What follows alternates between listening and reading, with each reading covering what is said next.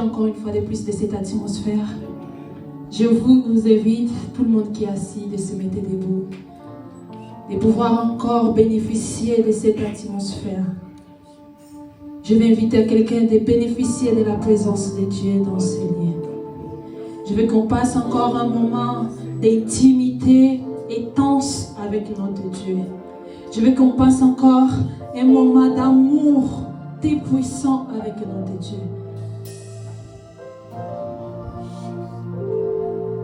Alléluia, Alléluia, Alléluia, na Yeshua.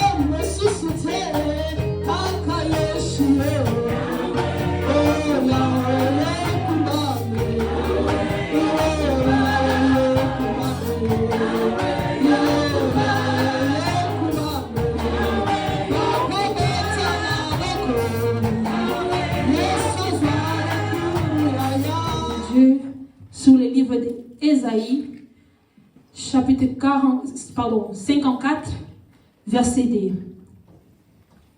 Ésaïe, chapitre 54, verset 2. Je lis la parole de l'Éternel. Amen. Agrandis l'espace de ta tente, qu'on déplie les toits qui te servent d'habitation. Que Dieu nous bénisse et qu'il bénisse sa parole. Tout d'abord, j'aimerais dire merci à l'Éternel pour cette occasion qu'il m'a donnée de pouvoir être devant son peuple. Je suis tellement dans la joie de pouvoir être devant vous. Je dis aussi merci à notre papa pour cette opportunité aussi qu'il m'a donnée de pouvoir partager la parole de Dieu. Ainsi aussi à vous. Un grand merci à vous pour votre présence ici au milieu de nous. Amen. Aujourd'hui, je voulais partager avec le peuple de l'Éternel sur le thème « Élargis ta vision ». Est-ce que tu peux dire à ton voisin « Élargis ta vision ». Sois le prophète de ton voisin. Dis-lui, élargis ta vision.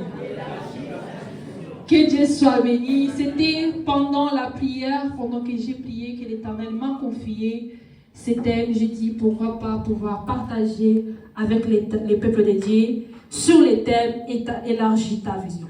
Comme on vient de lire, notre livre de base, c'est Ésaïe, chapitre 54, verset 2, qu'on vient de lire là, sur élargis ta vision. Si on lit un peu le verset 1, c'est en fait un message qui était directionné pour le peuple d'Israël.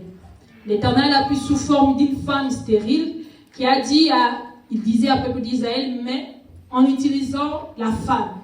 Il a dit à la femme, malgré qu'elle était stérile, ne sois pas triste, ne crains rien, parce que quand tu vas affronter tes enfants, ils vont tellement remplir le monde par rapport à cette femme qui a déjà accouché. C'est là, en bas dans le verset 2, qui commence à parler « élargis ta tente ». Amen.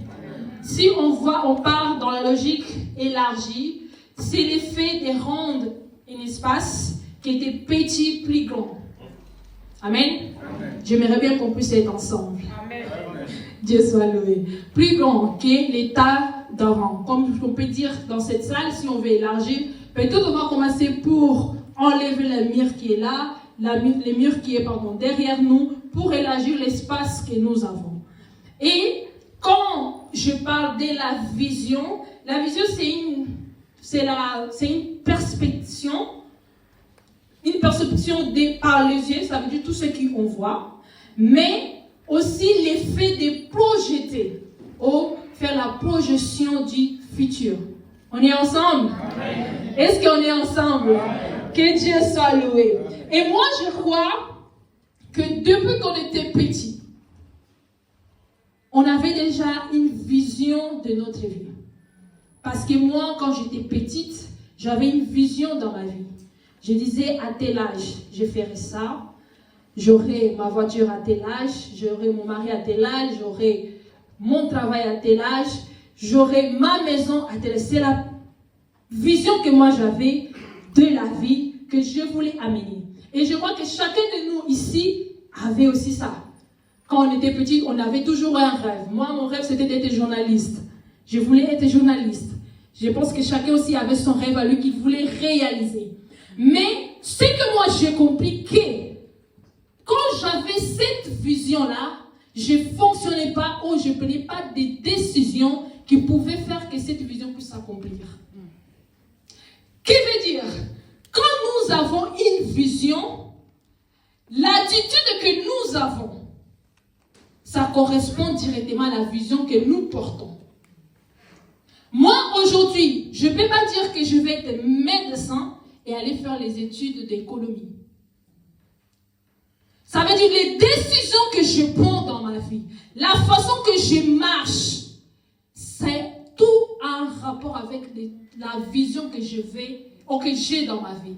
Ce que je vais réaliser dans ma vie, ça dépend, ou je dirais même que mes décisions sont les conséquences de ma vision. Est-ce qu'on est ensemble? Est-ce qu'on est ensemble? J'ai compris que quand j'étais petite, en fait, j'ai rêvé quelque chose, mais je ne me comportais pas pour arriver à atteindre ces niveaux-là. Je ne faisais pas des choses qui pouvaient m'aider à arriver à ces niveaux-là. Je ne prenais pas des décisions qui pouvaient en fait m'aider à atteindre ces niveaux. Aujourd'hui, on veut être des parents, je vais être papa, je vais être maman dans ma vision. Mais est-ce que ma façon d'être, ça peut correspondre avec une maman? Est-ce que je réfléchis déjà avec une pensée d'une mère déjà en moi? Parce que nous, les femmes, on dit tout souvent, on a la facilité en fait, quand on grandit, on voit déjà cette femme, elle a une cœur de mère. Cette femme, elle agit comme elle est née là, elle a déjà le cœur d'une maman. Mais aujourd'hui, je vois, il y a des femmes qui disent dans les réseaux sociaux, ils disent que moi, je ne vais pas être maman. Ce n'est pas sa vision à elle. Moi, à la maison, je vois souvent mes frères, le pianiste et les drummers, ils font du bruit à la maison insupportable. Il y a des fois, j'écris, arrêtez avec vos bruits parce qu'on a des voisins quand même. Mais c'est par rapport à sa vision à lui. Il fait ses essais, il fait ses pratiques parce qu'il veut améliorer par rapport à la vision où il veut aller avec cet instrument-là. Ce C'est la même chose avec les chantes. Il est en train de répéter, parce qu'il veut atteindre un niveau par rapport à sa vision. Aujourd'hui, un prédicateur, il ne peut pas dire que je reste 1 mois, 2 mois sans lire la Bible. Si tu es un prédicateur, tu restes 2 mois, 3 mois sans lire la Bible, 2 semaines, tu n'es pas un prédicateur. Amen. Parce que si tu veux être le prédicateur, avoir un ministère, ta base, c'est la prière et la Bible. Amen. C'est les 2 choses qui vont faire que tu puisses atteindre le sommet de ta mission. Amen. Mais nous, on fait toujours le contraire. On fait le contraire. Je vais être ministre, mais je ne suis même pas là. Je n'étudie même pas. Je n'essaie même pas de regarder les informations. Je n'arrive même pas à me tenir, à vouloir avoir des attitudes comme un ministre peut avoir. Moi, dimanche passé, j'étais avec les enfants. Je les ai demandé, vous voulez être quoi? Ils m'ont dit, je vais être footballeur. J'ai dit, vous n'avez pas de charisme de footballeur. Commencez à travailler vos charismes. Parce que quand je vous regarde, je vois qu'il manque quelque chose que les footballeurs ont. Mais vous ne l'avez pas. Si c'est votre vision, commencez à travailler sur cela. Commencez à bosser sur ça pour que tu puisses arriver à ta vision ou à réaliser ta vision. Et pendant tout cela, moi je me suis dit, quand comme en tant que chrétiens, on oublie souvent que notre vision à nous ne dépend pas de nous. On a un problème. La vision que je peux avoir de ma vie, ça ne dépend pas en fait de moi. La personne qui a la vision totale de ma vie, c'est l'Éternel. C'est lui qui porte en fait tout ce que je peux faire dans cette vie. On va lire rapidement les livres de Jean. Et les disciples, ils ont dit qu'il reste 4 mois pour la moisson. Mais Jésus, il a dit, levez vos yeux et regardez que les champs ils sont déjà blancs et prêts pour la... Est-ce qu'on est ensemble? Il est prêt pour la... Bien-aimé dans l'Éternel. L'Éternel, il veut nous dire quoi dans ce passage-là? Ta vision a fait ta façon de voir les choses. Mais ta façon de voir les choses, ce n'est pas ma façon à moi de voir les choses. Les disciples, ils attendaient, ils étaient dans leur tête, ils disaient qu'il reste 4 mois. Mais pour Jésus, c'était maintenant. C'est à cet instant-là que les choses sont en train de se passer. Mais les disciples, pour eux, c'est encore 4 mois. Il y a des moments, comme aujourd'hui, l'Éternel vient dire à quelqu'un, lève tes yeux. Tu regardes trop ton entourage. Tu es limité seulement ici. Tu n'arrives pas à voir ce qui est devant, qui est loin. Il demande à quelqu'un, regarde encore plus loin. Sors un peu de ce que tu vois autour de toi. C'est une façon d'élargir ta vision. C'est une façon de pouvoir aller encore plus dans l'avant. Écoute, la Bible dit, les prophètes, il était dans sa maison et son serviteur est rentré. Il a dit, maître, d'ailleurs il y a beaucoup de soldats qui ont entouré ces lieux. Mais le maître, il a dit quoi à son serviteur? Il a dit, regarde, ceux qui sont avec nous sont plus nombreux que tu vois ceux qui sont dehors. Il y a des fois dans notre vie, on regarde la circonstance, on regarde la façon que la réalité se présente à nous, on dit que c'est fini. Il n'y a pas de solution. Mais aujourd'hui, l'Éternel vient dire à quelqu'un, il y a encore des solutions. Il y a encore des solutions. C'est encore possible pour que les choses puissent changer. Il suffit que tu arrêtes de regarder les problèmes, mais commence maintenant à regarder la solution qui est Jésus-Christ de Nazareth. Lève tes yeux.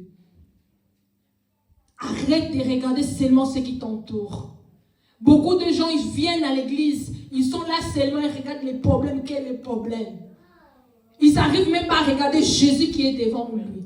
Ils n'arrivent pas à contempler la beauté de l'Éternel. Quel est le problème? Aujourd'hui, Jésus vient dire à quelqu'un, arrête de regarder tes problèmes et regarde-moi. Vois-moi devant toi. Élargis un peu ta vision de moi. Élargis un peu ta vision de ce que moi je suis dans ta vie. Amen. Et moi je me suis dit, pourquoi je dois élargir ma vision? À quoi bon élargir ma vision? Ça me suffit. Où je suis, je suis bien. Je mange bien. Je bois bien, je dirais. Je m'habille bien. Pourquoi donc je dois élargir ma vision? À quoi me sert d'aller encore plus loin? Et la parole de Dieu dit ceci, dans le livre de Matthieu. Matthieu, chapitre 4, verset 19. Tu penses que tu es le centre de tout.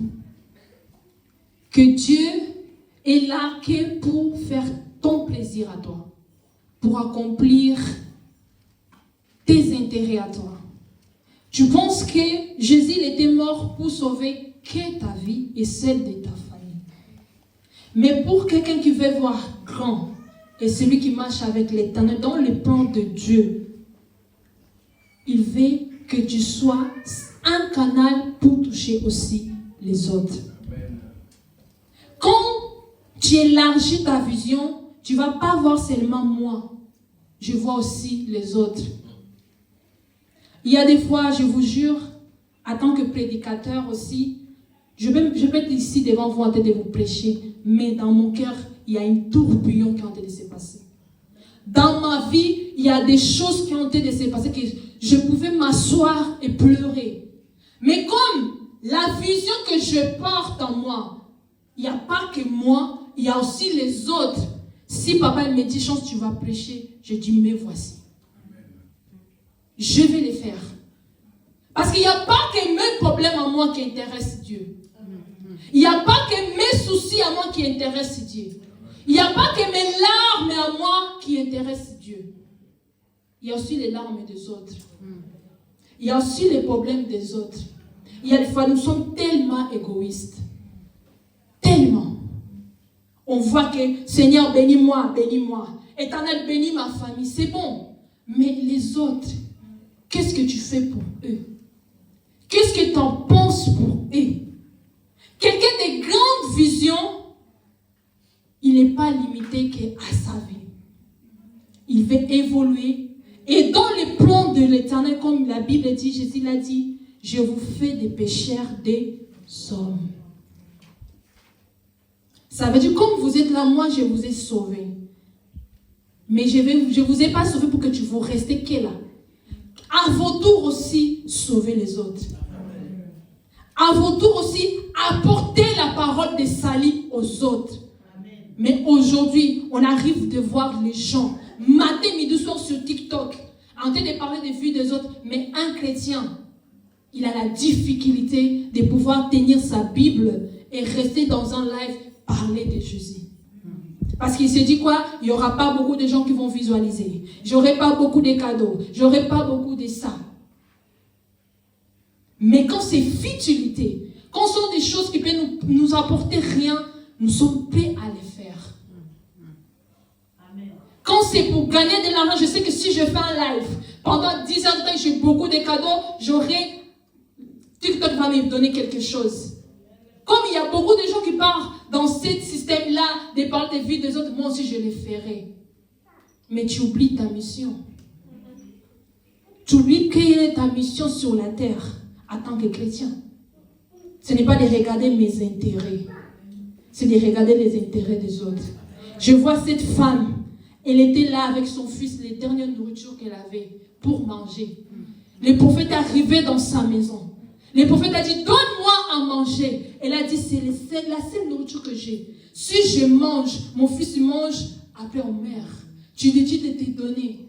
Mais ce que j'aime dans cette femme, elle n'a pas hésité de donner. Elle n'a pas regardé seulement que mon ventre. Elle n'a pas regardé que si je ne donne pas mon fils, il va mourir. Elle n'a pas regardé que ça. Elle a dit, je donne à cet homme. Et quand elle a donné, la Bible dit dans sa maison, elle n'a pas manqué de la nourriture. Parce qu'elle n'a pas regardé seulement son intérêt à elle. Elle a regardé aussi l'intérêt d'une autre personne. Bien aimé, aujourd'hui, nous avons l'opportunité de pouvoir aider les gens à travers l'association de l'église. On peut les faire aussi. Mais combien de gens s'intéressent à ça? Il s'est dit que c'est dur aussi, je les prends, je donne à l'église. Ça peut m'aider à acheter peut-être J pour la maison. Ça peut m'aider à acheter une sac de semoule. Mais qui t'a dit si tu te donnes les 10 € là, dans ta maison, il manquera de semoule? Qui a dit si tu donnes les 10 € là, tu ne vas pas survivre jusqu'à la fin du mois? C'est parce qu'on limite l'Éternel. Dans les temps anciens, c'était mieux. Ils savaient que leur Dieu était capable de pouvoir quelque chose. Même si quand il n'y a plus rien, ils savaient. Mais nous, aujourd'hui, on dépend des calculs que nous gagnons. Si j'utilise cet argent comme ça, à la fin du mois, je n'aurai plus rien. En tant que chrétien, ce n'est pas possible. En tant qu'enfant de Dieu, on ne pouvait pas réfléchir comme ça. Car notre Dieu, c'est le Dieu qui pourvoit. Il pourvoit. Aujourd'hui, l'Éternel fait par là quelqu'un. Élargis ta vision. Arrête de regarder ce qu'est ton intérêt à toi. Arrête de regarder qu'est ta vie à toi. Regarde aussi les autres. Regarde les gens qui sont autour de toi. Regardez. Moi, je pense que c'était quelque chose que j'ai vu dans la vie des serviteurs David, mais que j'ai pu aussi les voir dans ces jours actuels sur la vie de notre pasteur. Il avait perdu sa grande sœur, mais à aucun moment il a arrêté les programmes de l'église. À aucun moment il a dit que je reste chez moi parce que j'ai un deuil. Parce qu'il sait qu'il n'y a pas que moi. Cette église-là, dans cette vision que l'Éternel m'a donnée, il n'y a pas que mes intérêts. Peut-être si je ferme ces dimanches-là les portes de l'église, peut-être c'était le jour de la bénédiction de la vie de quelqu'un. Peut-être si j'arrête les programmes de prière, peut-être quelqu'un devait être délivré ces jours-là. Il n'a pas regardé son intérêt. Il a regardé l'intérêt de l'église. Je l'ai dit avec les enfants de l'Écodime. Je suis ici en train de vous prêcher. Ce n'est pas parce que j'ai rien à faire.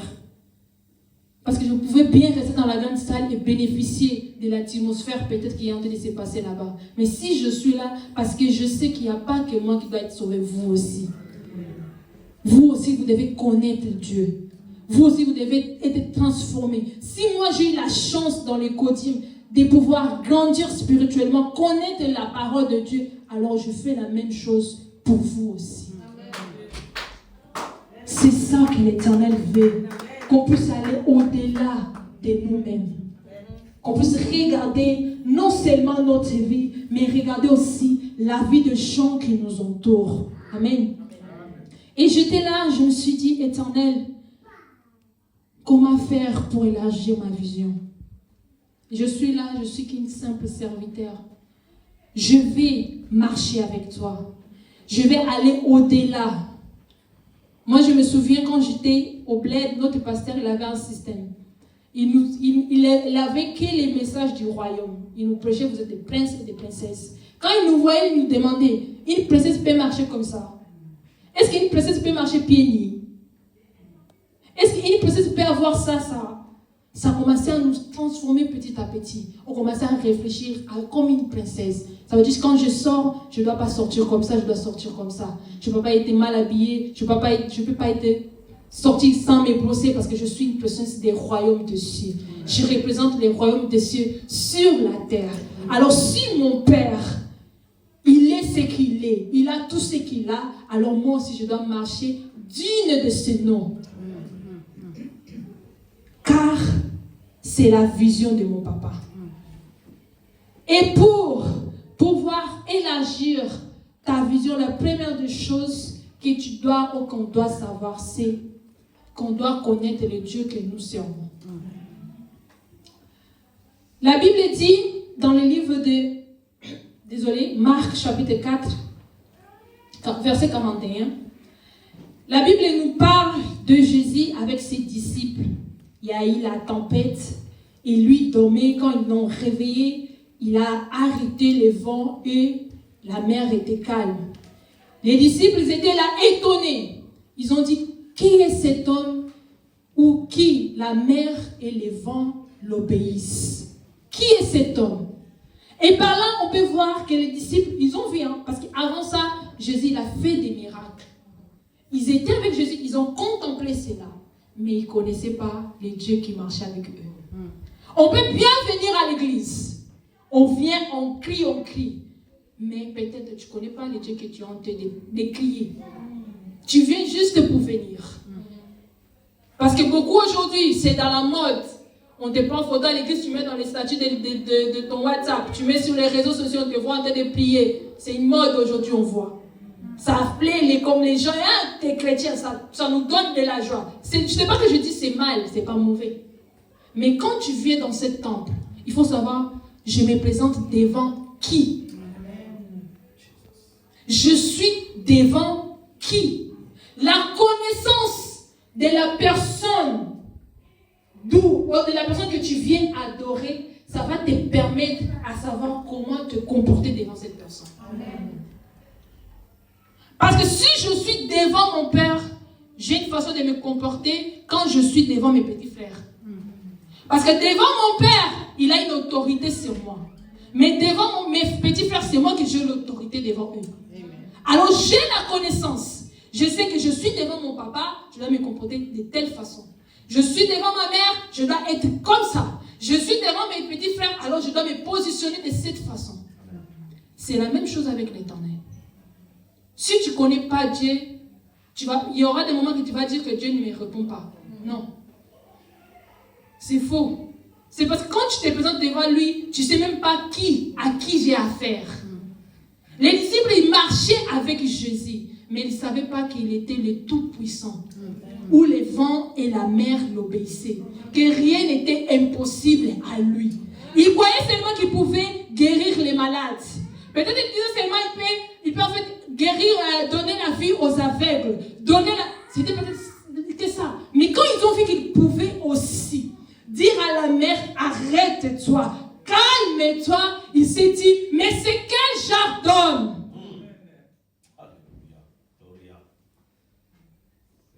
Aujourd'hui, l'Éternel nous dit, apprends à me connaître. Maman, il t'apprend à me connaître. Apprends à connaître comment je fonctionne. Il y aura des fois, tu vas te présenter devant moi. Comme tu me connais tellement, même mon silence ne va pas te déranger. Il y a des gens que le silence de l'Éternel, ça les dérange. Parce qu'ils ne connaissent même pas leur Dieu. Aujourd'hui, on peut te poser des chrétiens si tu sais comment Dieu te parle. Il y aura beaucoup de gens qui ne vont même pas savoir répondre à cela. Ils ne savent même pas quand c'est Dieu qui est en train de les parler et quand ce n'est pas Dieu qui les parle. La Bible dit, mes brebis, ils connaissent ma voix. Mes brebis, ils connaissent ma voix. Moi, souvent, je sais que je peux regarder une vidéo et je reçois un message dedans. Parce que je sais comment aussi Dieu me parle.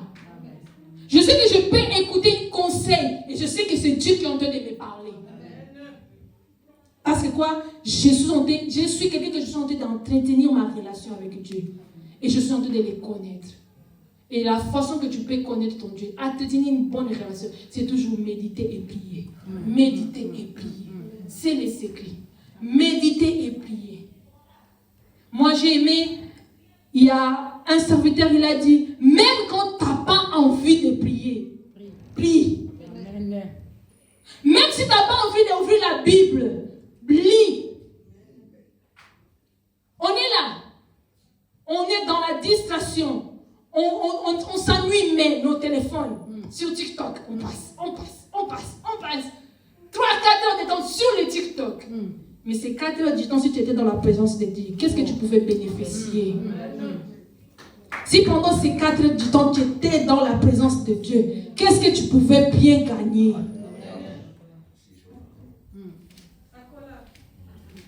Mais on est toujours dans l'ignorance. On aime bien marcher dans l'ignorance. Et la Bible dit, mon peuple périt par manque de connaissances. C'est la manque de connaissances de Dieu que nous servons, qui fait que devant des embuscades, devant des problèmes, on ne sait pas quoi faire. On ne sait pas quoi faire. Parce qu'on ne connaît pas. On ne connaît pas. Les chrétiens, aujourd'hui, les choses sont devenues impossibles. Même les choses les plus simples. On se bat tellement parce qu'on ne croit pas en Dieu, on ne connaît pas notre Dieu. On est tout le temps dans l'ignorance. Et c'est là, ça tue petit à petit notre communion avec l'Éternel. Amen. Amen. Et la deuxième chose, pour pouvoir élargir ta vision, c'est l'effet de s'éloigner de la foule. Yes. Marc l'a dit dans le livre de Marc 4, toujours, verset 35. Jésus l'a dit, on s'éloigne, on s'éloigne de la foule. Yes. On s'éloigne de la foule. Il y a des fois, on est tellement au milieu de la foule qu'on n'arrive pas, en fait, d'élargir notre vision, d'aller voir loin. La foule peut être aussi la distraction. La foule peut être la futilité. La foule peut être aussi, comme je dirais, surtout la distraction. Parce que c'est quand tu es dans la distraction, tu ne réfléchis pas aux bonnes choses. Quand je suis dans un live qui sont en train de parler peut-être de la vie de Michael Ambai, je suis concentrée, je ne réfléchis même pas de notre chose. Je suis en train de commenter, de rigoler, tout cela. Parce que je suis concentrée sur une distraction. Mais un homme, c'est rare. Surtout, allez demander aux riches. Les riches, j'ai regardé une vidéo où ils nous expliquaient, ils passent leur temps beaucoup à lire. Ils lisent beaucoup. C'est la lecture en fait qui fait leur richesse. Quand ils sont au lieu de rester dans la futilité, il va lire que peut-être qu'il y aura quelque chose qu'il va utiliser dans ce livre-là qui pourra innover son idée. Qui pourra faire que son business puisse aller dans l'avant. Mais quelqu'un qui ne veut pas élargir sa vision, il reste dans ce qui ne lui permet pas de grandir. Ne lui permet pas d'évoluer. Il est très à l'aise dedans. Très à l'aise. Mais quelqu'un a une vision géante. Telle la vision de notre Seigneur et Sauveur. Il se retire de la distorsion. Il se retire au milieu des choses qui ne glorifient pas Dieu. Il se retire dans les bavadages. Il se retire dans les commérages. Il se retire dans ces choses-là. Parce que ma vision à moi, ça ne correspond pas avec ces choses. Tu es la sœur dans l'église, mais on t'entend tout le temps. Et la sœur là, elle a fait ceci. La sœur là, elle a dit ceci. La sœur là, elle a comporté comme ça. Quelqu'un de grande vision, il se limite, il sait quoi dire. Comment dire, où dire. Il ne dit pas n'importe quoi, n'importe où, avec n'importe personne. Moi, il y a des choses que je peux venir dire à Mama Hit, mais il y aura aussi des choses que je peux dire à Sœur Sarah. Je sais que quand je suis avec les enfants, je peux me comporter de telle façon, mais avec les grands, je ne peux pas les faire. Tout dépend de ce que tu veux être et où tu veux aller. Amen. Si tu veux rester tel que dans tout ce que tu vois là, gloire à Dieu. Mais si tu veux élargir, aller plus loin que ça, commencer à changer quelque chose dans ta vie.